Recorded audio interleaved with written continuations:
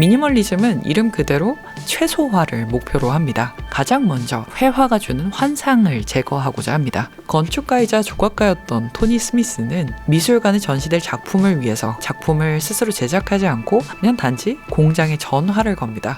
철판으로 만들어진 거대한 주사위 모양의 조형물을 제작하도록 지시합니다.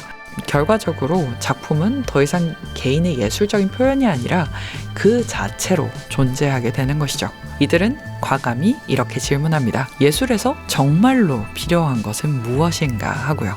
정보의 홍수 속에서 우리는 때로 멈추고 비워내는 것을 꿈꾸는데요. 본질에 집중하기 위해서 조각들을 정리하고 집을 비우고 핸드폰을 멀리하는 이런 미니멀리스트가 되려고 노력합니다. 그런데 이 미니멀리즘이라는 현대적인 삶의 방식이 사실 반세기 전에 예술에서 태어난 철학이라면 믿어지시나요? 미니멀리즘은 제2차 세계대전 이후에 1960년대부터 등장했던 아티스트들의 움직임입니다. 미니멀리스트라는 용어는 영국 철학자 리처드 볼하임이 쓴 미니멀 아트에 대한 글에서 처음으로 등장했는데요. 예술적 표현을 극도로 절제하면서 재료 자체가 가진 물성을 드러내는 작가들을 미니멀리스트라고 불렀습니다. 1966년 뉴욕 유대인 미술관에서 개최되었던 기초적 구조물 전시에 참여했던 칼 안드레, 도널드 저드, 댄 플레빈이 이 대표적인 미니멀리스트로 불려지고 있죠. 이들의 작품은 한눈에 봐도 아주 간결하지만 그 단순함 속에는 누구보다 치열한 예술에 대한 논의와 가치를 담고 있었습니다.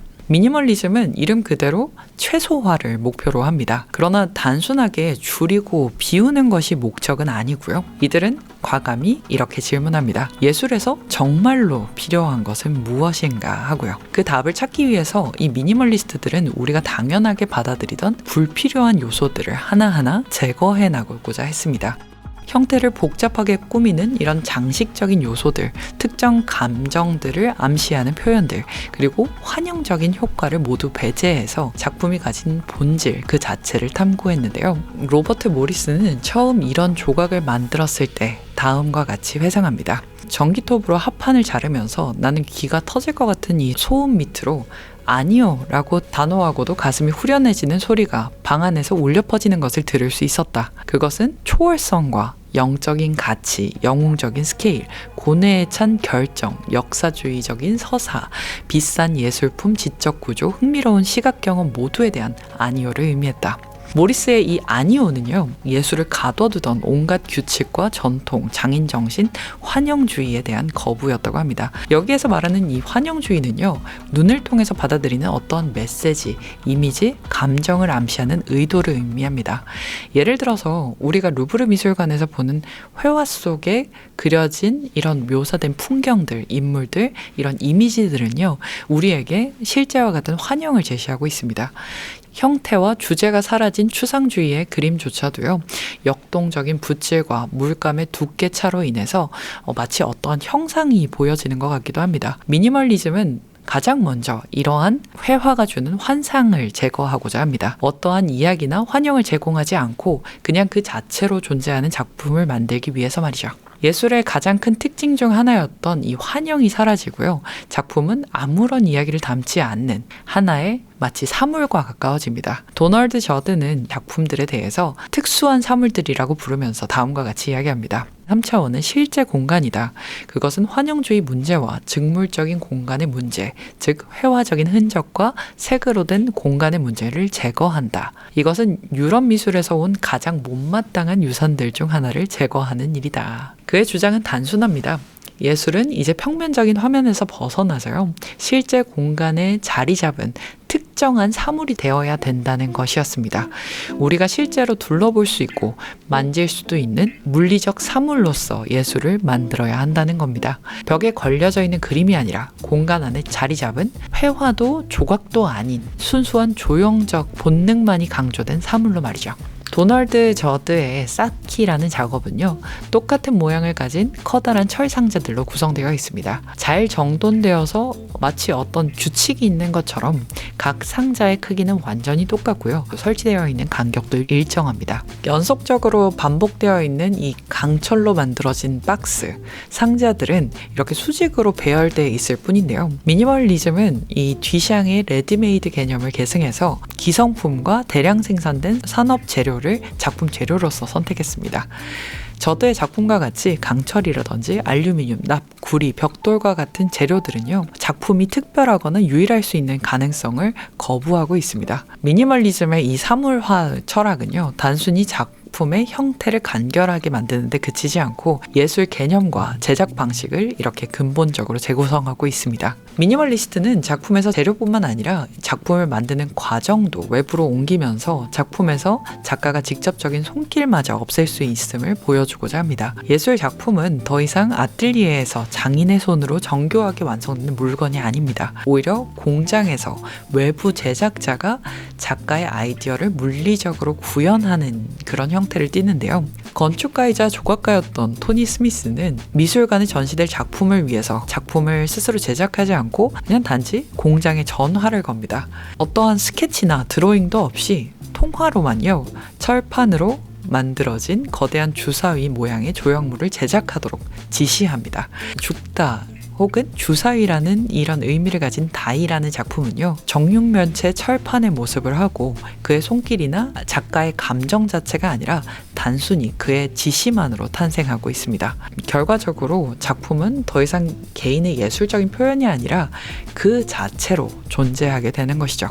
여기서 예술가는 마치 건축가와 같습니다. 이 도면을 토대로 다른 사람들에 의해서 건축물이 완성되어 가는 것처럼 지시를 통한 예술 작품을 완성해 나갑니다. 이제 미니멀리스트들은 스스로 작품에서 작가를 지워나감과 동시에 가장 중요한 지위를 관객에게 전달합니다. 전통 예술계에서 아티스트, 작품, 그리고 관객의 관계는요, 일방적에 가까웠는데요. 아티스트가 만든 작품을 통해서 그 세계를 그림이나 조각으로 표현하고 이를 관객이 바라보는 형태였다면, 미니멀리스트들은 관객에게 이 사물을 예술로 판단할 결정권을 전달합니다. 미니멀리즘의 그 작품들은요, 관객을 보다 물리적인 방법으로 참여시킵니다. 관객은 공간을 스스로 이동하면서 어느 거리에서 무엇을 바라볼지를 결정합니다. 프리드의 말에 의하면 관객은 스스로 예술품과 개별적으로 맞부딪히고 그것과 협상하면서 스스로 자신의 지각 변화를 느끼게 된다고 합니다. 첫 회에 이야기했었던 테이트 벽돌 사건을 기억하시나요? 이 사건의 주인공 칼 안드레는 자신의 작품이 주변 환경과 대화하면서 존재하기를 바랬습니다. 그의 강철 아연 금속판이라는 작품은요, 강철판과 아연판으로 체커보드 모양으로 놓여져 있는 정방형의 작품입니다.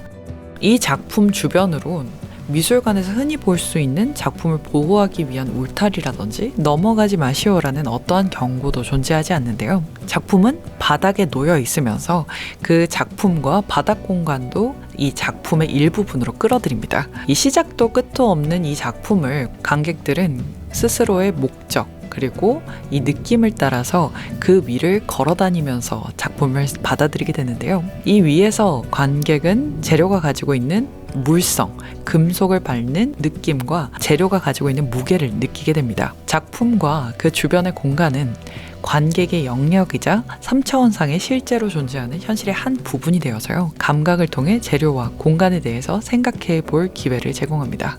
미니멀리스트들은 이런 재료뿐만 아니라 언어를 재료로 활용하면서 관객들을 또 끌어들이기도 하는데요. 미니멀리스트이자 개념예술가 솔 르윗의 붉은색 정사각형 흰색 문자들이라는 작품에서는요, 단순히 색이나 형태의 시각적인 효과뿐만 아니라 색과 형태가 가지고 있는 이 정의와 이름들을 표시합니다. 붉은색 면 위에는 붉은 정사각형이라는 단어가 적혀 있고요. 또 다른 곳에는 이 붉은색 글자라는 단어가 적혀 있습니다. 이 작품이 앞에 있다면 우리는 자연스럽게 이를 읽게 되겠죠. 이제 관객은 한 명의 독자가 되어서 캔버스에 기입된 정보를 발음하고 읽으면서 어떠한 새로운 행위를 수행하는 독자로서 이 작품과 관계를 맺고 있습니다. 여기서 한 발짝 더 나아가서 솔 르윗은 관객을 제작 과정으로까지 끌어들입니다. 1968년에 시작해서 그가 타계했던 2007년까지 총 1259점의 시리즈가 제작되었던 벽 드로잉 시리즈는요, 작가가 직접 드로잉에 참여하지 않고 일련의 규칙들을 만들어서 이 지시에 맞춰서 그림을 완성시킵니다. 르윗은 제작 과정을 총괄하고 감독할 뿐인데요. 르윗이 제시한 지침의 한 예시는 다음과 같습니다. 빨강, 노랑, 파랑의 선들을 검정색 선 아래 위로 그리고 벽 꼭대기에서부터 순서대로 그려 내려간다. 지침은 같아도 해석은 모두 다를 수가 있죠. 참여자들은 선이나 모양을 어디다 놓아야 할지 결정해야 합니다. 그렇기 때문에 이 벽 드로잉은 제작이 되는 장소, 참여하는 작가들에 의해서 만들어질 때마다 다른 형태로 완성이 되는데요. 전시가 끝나면 이 작품은 보존되는 것이 아니라 완성된 작품 위로 페인트를 칠해버리고요. 작품은 사라지게 됩니다. 이 작품을 만들었던 지침은요, 새로운 벽 위로 새로운 사람들이 참여해서 그려질 때까지 보관되게 됩니다. 2017년 서울 일민미술관에서 진행되었던 두잇 전시에도 이 작품이 전시되기도 했었죠. 프리드는 도널드 저드가 말한 이 특수한 사물들이라는 정의를요, 즉물적인 사물들로 다시 명명합니다. 회화도 조각도 아닌 이런 다른 종류의 범주가들은요, 주위 환경과 반응하면서 작품이 존재하는 공간과 시간을 통해서 새로이 구성된다는 것이었죠.